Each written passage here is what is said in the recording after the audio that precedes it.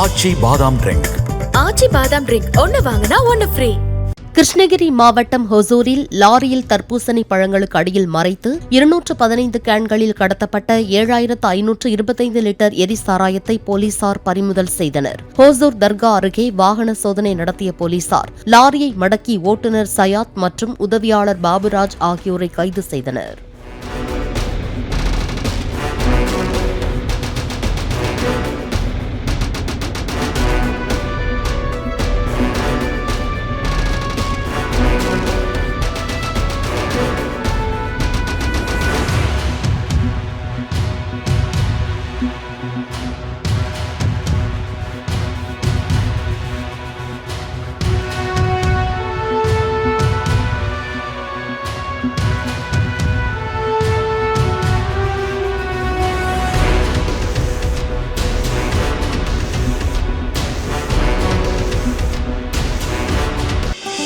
ஆச்சி பாதாம் ட்ரிங்க்.